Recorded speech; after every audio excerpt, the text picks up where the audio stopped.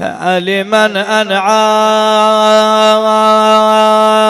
أسا ولمن أبكي. الشاعر يقول لمن أنعى أسا ولمن أبكي، لأن المصائب كثيرة. لمن أنعى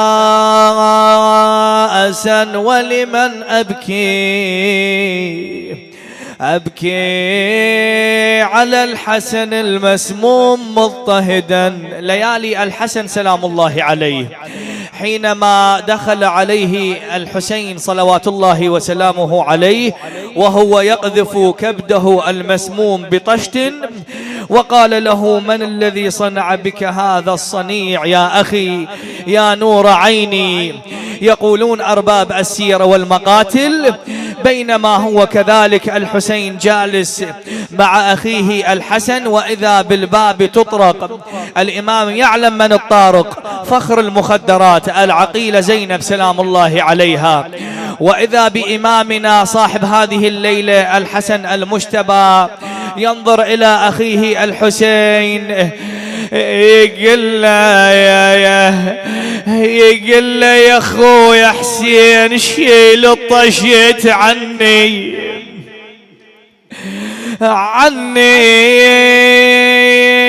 خواتك يا ابو السجاد جني، يردن يشبعن شوف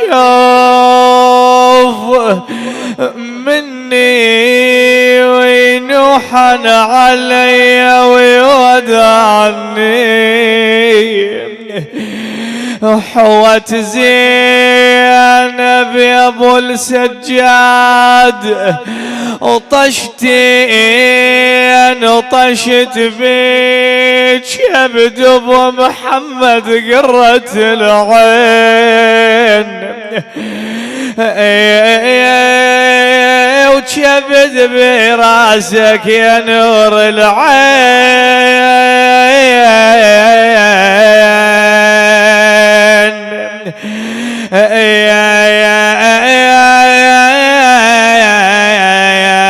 يا حسين. ونظر إليه الإمام الحسن قال له: لا يوم كيومك يا أبا عبد الله. وفعلا لما هجموا على زينب وهي تنظر إلى أخوتها مجزرين على رمضاء كربلاء، ماذا تقول زينب لإخوتها؟ تقول: يا بناتك يا خويا حيرني، أنا كل ما تريد الأبو يا حسين مني، هذا يقول عمه وين عمي، وهذا يقول فارقني ابن امي. تقل ولي جلوعتي ويزيد وني، علي لك من يدير العين.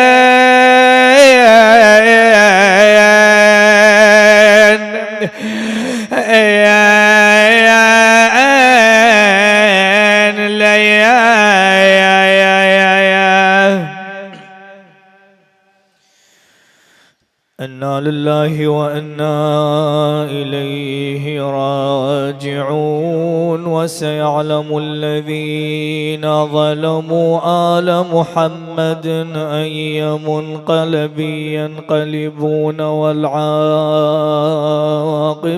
للمتقين.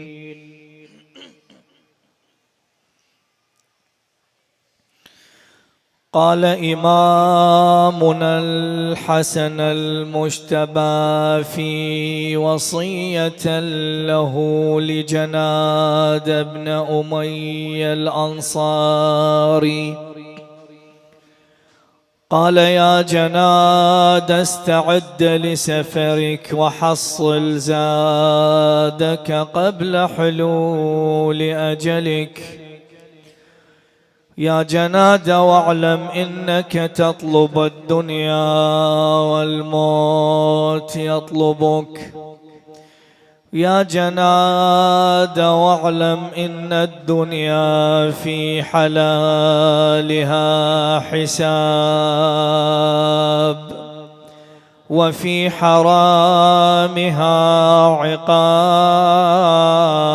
وفي الشبهات عتاب. يا جناد ولا تحمل هم يومك الذي لم يأتك على يومك الذي أنت فيه. يا جناد واعمل لدنياك كأنك تعيش أبدا واعمل لآخرتك كأنك تموت غدا.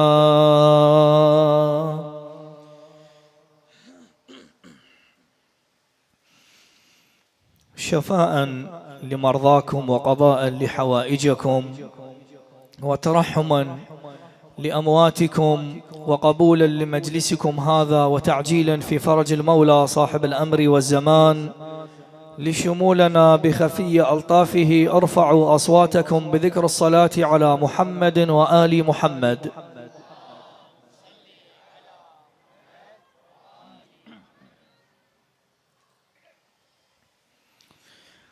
أعظم الله أجورنا وأجوركم بشهادة إمامنا الحسن المجتبى ابن علي ابن أبي طالب صلوات الله وسلامه عليه.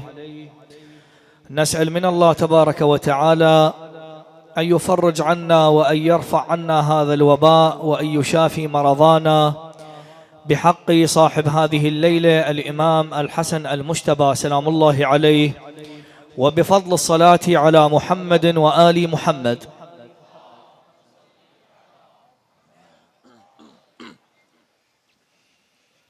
إمام الحسن صلوات الله وسلامه عليه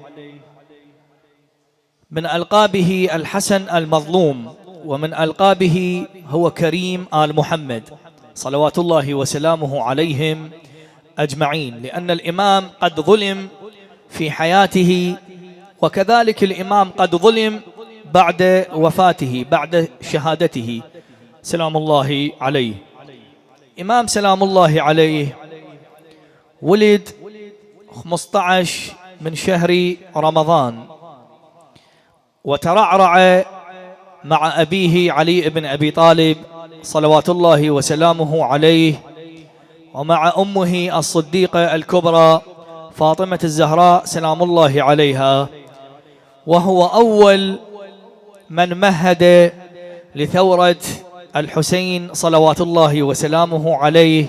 لكن سبحان الله قد ظلم الإمام إعلاميا، هو الممهد الأول لمعركة الطف الخالدة التي وقعت مطلع 61 للهجرة. إمام الحسن عليه السلام عرف بالتقوى والأخلاق والزهد والعطاء والكرم، ولذلك لقب بكريم آل محمد. وعرف الإمام بالأخلاق الرفيعة، هي أخلاق جده رسول الله محمد بن عبد الله صلى الله عليه وآله وسلم.